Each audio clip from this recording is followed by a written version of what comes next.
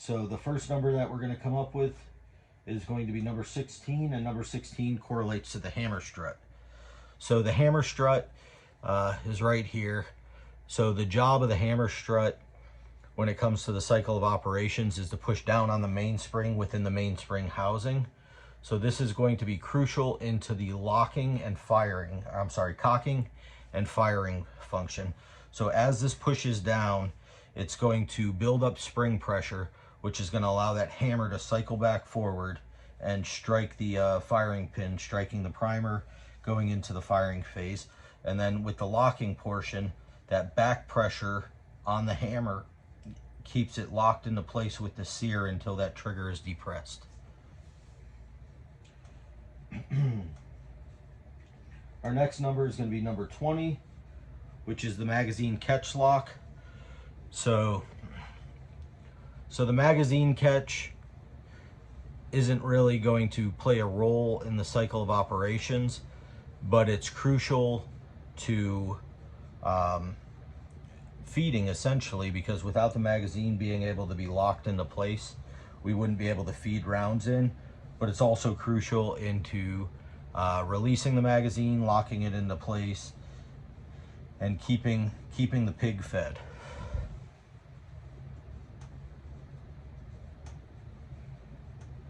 Our next random number is going to be number 28, which is going to be the plunger spring assembly. So have this set aside in a different parts bucket just so we don't lose it.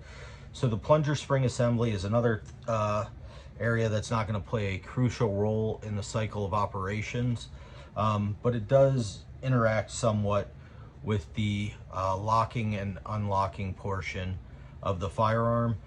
This allows the firearm to be put into safe.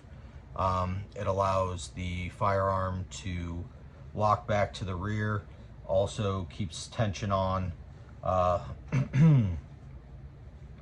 the slide lock to keep it in place to allow the firearm to stay together, which functions directly with the locking mechanism. Part number 4 is going to be part number 7.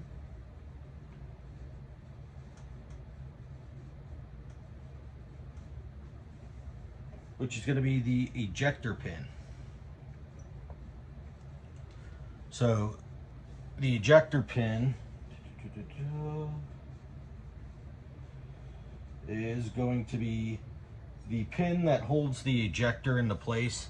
Obviously, this is crucial into keeping the ejector onto the frame of the firearm. So this pin being in place is essential for the firearm to be able to function and eject each round. So it's just holding it into the frame along with that and a pin in the back. So that holds that in and keeps it locked into place.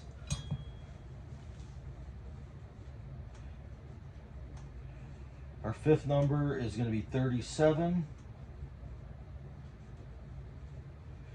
which is going to be the sear. So the sear definitely plays a function in the cocking and firing portion. So in order for the hammer to be in the appropriate position in the cocking phase, it locks it and traps it into one of these grooves. As the pin moves out of the way, it allows the hammer to go around the sear and slam into the firing pin, allowing the weapon to fire. And part number 6 is going to be part number 35, which is the safety. So it doesn't specify which safety. There it is. So it's going to be the slide safety. So the thumb safety for the firearm. So again, this doesn't play a crucial role in the cycle of operations, more so in ensuring the firearm doesn't operate when it's not supposed to.